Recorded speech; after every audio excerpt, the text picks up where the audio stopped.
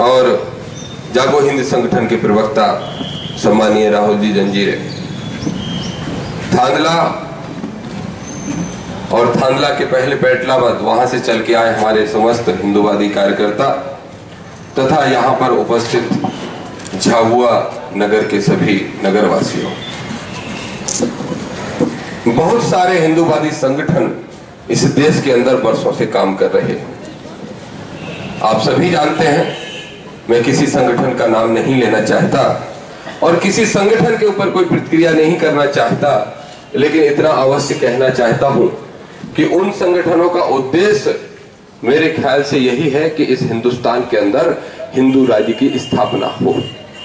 सबके काम करने के तरीके अलग अलग हैं, लेकिन सबका लक्ष्य, सबकी मंजिल एक ही है। इसलिए वो सारे हमारे भाई हैं। इसलिए मैं इस मंच से किसी भी संगठन के पदाधिकारी की या किसी अन्य संगठन की कोई बुराई न करना चाहता हूं और ना ही बुराई सुनना पसंद करता हूं। लेकिन कुछ बातें ऐसी हैं जो मन में उठती है तो पीड़ा होती है। जागो हिंद संगठन का गठन 8 से 9 महीने पहले ही हुआ है। जागो हिंद संगठन का गठन करने की आवश्यकता क्यों पड़ी, ऐसा प्रश्न यहाँ आप सबके मन में भी उठ रहा होगा और मीडिया कर्मी भी बाद में जब पत्रकार वार्ता होगी तो इस तरह के प्रश्न अवश्य पूछे। प्रशासन के साथी भी ये जानना चाहते होंगे।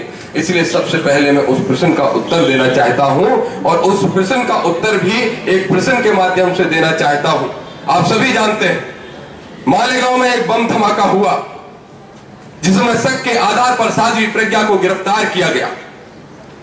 महाराष्ट्र की एटीएस के पास, महाराष्ट्र की सरकार के पास या देश की सुरक्षा एजेंसियों के पास कोई सबूत नहीं था, तो एक सबूत षड्यंत्र के तहत इकट्ठा किया गया और सबूत ये इकट्ठा किया कि जिस मालेगांव बम धमाके में जिस स्कूटर का उपयोग हुआ था वो स्कूटर साध्वी प्रज्ञा के नाम है।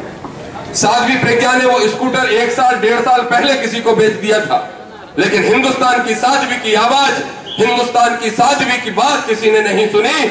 इस देश के सारे राजनीतिक दल, सारे राजनेता सब मौन रहे और साध्वी को गिरफ्तार करके उसके साथ जो उसको जो सजा दी गई, उसको जो यातनाएं दी गई, वो इस मंच से कहने लायक नहीं है। अपने आप में हर हिंदू समाज का व्यक्ति शर्मिंदा हो जाएगा। इतना कष्ट उसको दिया गया, इतना प्रताड़ित उसको किया गया।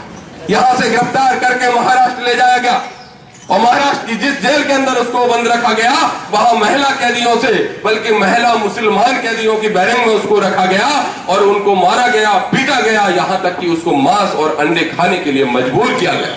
हिंदुस्तान के अंदर एक साध्वी की यह हालत, हिंदुस्तान के अंदर प्रत्येक मठ के किसी भी साधु पर किसी भी तरह का अन्याय और अत्याचार होता रहा, तब भी देश का हिंदू सड़कों पर नहीं उतरा, फिर भी देश के हिंदुओं के ठेकेदार मौन रहे। तब जागो हिंद के संगठन के कार्यकर्ताओं को लगा कि कुछ हमें करना पड़ेगा। आपने देखा मुंबई के अंदर पाकिस्तान से चंद आतंकवादी आए, समुद्र के रास्ते से मुंबई में प्रवेश कर गए और मुंबई के निर्दोष लोगों पर दिन दहाड़े गोलियां बरसा दी, सैकड़ों लोगों को मौत की घाट उतार दिया। लेकिन सारे राजनीतिक दल और सारे हिंदूवादी नेता शांत।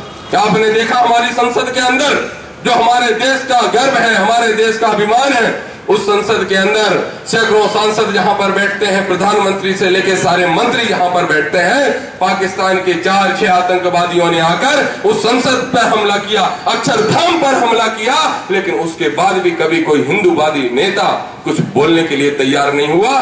तब जागो हिंद संगठन के कार्यकर्ताओं को लगा, यहाँ पर बैठे सारे साथियों को लगा, पूरे देश के अंदर जो नौजवानों की हिंदुत्व विचारधारा की फौज है, उन सबको लगा कि शायद हमें एक निष्पक्ष संगठन बनाने की आवश्यकता है। हमें एक ऐसा हिंदुओं का संगठन बनाने की आवश्यकता है जो वास्तव में राष्ट्र की सेवा के लिए काम करे, गरीबों के लिए काम करे, समाज के लिए काम करे, और ऐसा संगठन हो जो किसी भी नेता या किसी भी राजनेता या किसी भी राजनीतिक दल के द्वारा संचालित ना हो। इसलिए हमने जागो हिंद संगठन का निर्माण किया। आज जागो हिंद संगठन के कार्यकर्ता आपके बीच में आए। मैं पूछना चाहता हूं, दिवाली होगी, होली होगी, रक्षाबंधन होगा, लेकिन कभी 2 घंटे लाइट गायब रहेगी और कभी 8 घंटे लाइट गायब रहेगी। लेकिन ईद के त्योहार के दिन क्या 1 मिनट के लिए भी लाइट जा सकती है? मैं आपसे पूछना चाहता हूं, क्यों? इस राज्य की सरकार से, इस देश की सरकार से, इस देश के नेताओं से कि हिंदुस्तान में रहते हैं या हम पाकिस्तान में रहते हैं, जो हिंदुओं के बड़े से बड़े त्योहार के दिन लाइट गायब हो सकती है, लेकिन ईद के दिन एक मिनट के लिए लाइट नहीं जा सकती। ऐसा व्यवहार हिंदुओं के साथ हिंदुस्तान में क्यों? हज यात्रा करने वाले लोगों को सरकार सब्सिडी देती है।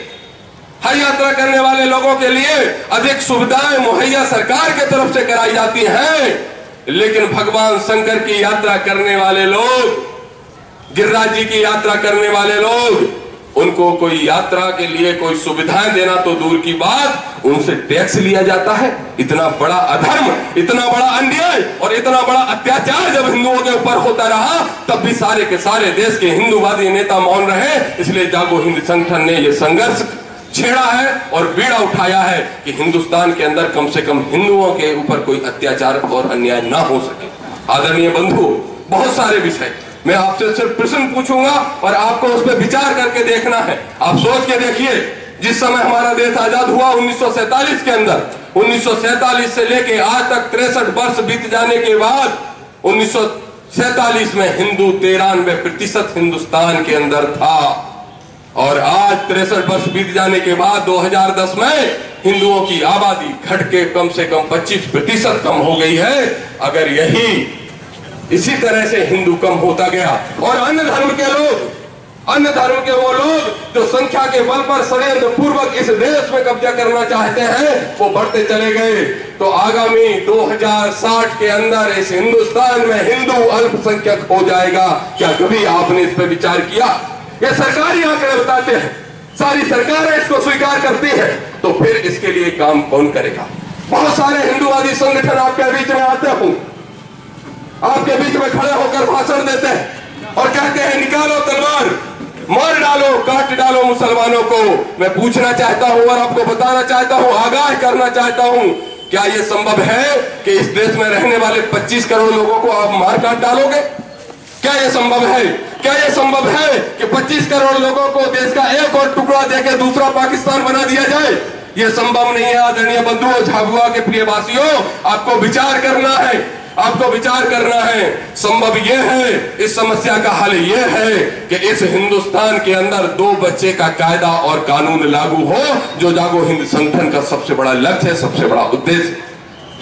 अगर 2 बच्चे का कानून इस हिंदुस्तान के अंदर हम लागू कर सके, तो चाहे 2060 हो, चाहे 80 हो, चाहे 3000 हो, किसी भी सन के अंदर हमारे हिंदुओं की संख्या कम नहीं होगी। हमारे देश की आबादी आज 125 करोड़ है। अगर 2060 बाद भी हमारी जनसंख्या की गिनती होगी, तो उस समय भी 125 करोड़ होंगे, और उस 125 करोड़ में से 100 करोड़ हिंदू होंगे। और वो लोग जो 25 करोड़ आज देश के अंदर हैं, वो लोग जो संख्या के बल पर कब्जा करने का प्रयास कर रहे हैं, उनके सपने कभी साकार नहीं हो पाएंगे। इसलिए जागो हिंद संगठन ने निर्णय लिया है कि पूरे देश के अंदर 50 लाख लोगों की, 50 लाख नौजवानों की, 50 लाख जागरूक लोगों की ऐसी फौज खड़ी करना है, और दिल्ली में डेरा डाल के तब तक बैठना है जब तक सरकार इस कानून को नहीं बना देती कि इस देश के अंदर 2 से ज्यादा बच्चे कोई पैदा नहीं करेगा। आप और हम जानते हैं कि हिंदू 2 से 2 ही बच्चे पैदा करता है। आपने देखा होगा शहर के अंदर बहुत सारे युवा नौजवान साथी यहाँ पर हैं, और जो शहरी क्षेत्र में रहते हैं वो तो 2 से 1 बच्चा पैदा करना शुरू उन्होंने कर दिया है। इसलिए इस कानून से हिंदू को किसी भी तरह का कोई नुकसान नहीं। और हम ये भी नहीं कहते कि ये कानून सिर्फ मुसलमानों के लिए बने, हम ये भी नहीं कहते कि ये कानून सिर्फ ईसाइयों के लिए बने। हम ये कहते हैं कि पूरे देश में रहने वाले नागरिकों के लिए ये कानून बने। और इसके साथ साथ आप जरा विचार करके देखिए, आज अगर आपकी जेब में 100 रुपए है, अगर आज आप 50 रुपए अपने ऊपर खर्च कर सकते हैं, अगर आज आपके पास सिर्फ 1500 रुपए महीने की तनख्वाह है, 1500 रुपए महीने की कमाई है, तो आज से 30 साल बाद, आज से 40 साल बाद 2060 में विकास दर इतनी बढ़ जाएगी कि आपके 1500 रुपए की जगह आपकी जेब में 15,000 रुपए होंगे, और देश भी विकास करेगा, और देश पूरे अंतरराष्ट्रीय स्तर पर सबसे बड़ा देश कहलाएगा, सबसे बड़ा विकासशील देश कहलाएगा। इसलिए जागो हिंद संगठन ने तय किया। और बहुत सारे मुद्दे हैं। सबसे बड़ा मुद्दा है धार झाबुआ के अंदर धर्मांतरण का। धार झाबुआ ही नहीं बल्कि मध्य प्रदेश के अंदर 12 जिले ऐसे हैं।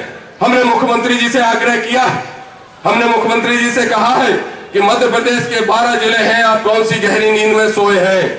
आपको जागना चाहिए, आपकी सरकार को जागना चाहिए। दिग्विजय सिंह के 10 साल के कार्यकाल में गरीब आदिवासियों को जितना परिवर्तन करके हिंदू से ईसाई बनाया गया, उससे ज्यादा पिछले 7 साल के अंदर ईसाई बनने के लिए हमारे गरीब लोगों को मजबूर किया गया। और आज यही स्थिति धार और झाबुआ के अंदर है, पूरे मध्य प्रदेश के 12 जिलों के अंदर है। इसलिए मुख्यमंत्री जी से हमने आग्रह किया कि इन 12 जिलों में विकास ठीक से हो, ये जानना बहुत आवश्यक है कि आखिर क्यों हमारे गरीब आदिवासी हिंदू धर्म छोड़कर ईसाई बनने के लिए मजबूर हो रहे हैं। ये जानना आवश्यक है, उसकी तह तक जाना बहुत आवश्यक है। और उसकी गहराई जानने के लिए आज हमने धार और झाबुआ का दौरा किया और ये धर्म परिवर्तन करने वाला जो एक सिलसिला चल रहा है उसके विरोध में यात्रा निकाली। आदरणीय बंधुओं, हमने ये पाया, ये सच्चाई है। बहुत बड़ी संख्या में यहाँ पर गरीब लोग भी, बहुत बड़ी संख्या में ऐसे लोग हैं जो गरीबी रेखा के नीचे जीवन यापन कर रहे हैं। मैंने देखा धार से चल के, यहाँ से चल के धार जाऊंगा, अभी थानला से चल के यहाँ तक आया, पेटलाबाद से चल के आया, हुकुमचंद जी गहलोत से मैं रास्ते में बात भी कर रहा था। बहुत सारे गांव ऐसे हैं जहां शिक्षा का साधन नहीं, बहुत सारे गांव ऐसे हैं जहां स्वास्थ्य की कोई व्यवस्था नहीं, बहुत सारे परिवार ऐसे हैं कि शादी करने के लिए, बेटी का ब्याह करने के लिए पैसे की बात तो दूर, उनके पास 2 वक्त की रोटी नहीं है। इसलिए उनकी गरीबी का फायदा उठाकर ईसाई मिशनरी संस्थान के लोग उनके बीच में जाते हैं और कहते हैं कौन सा हिंदू धर्म, कौन सा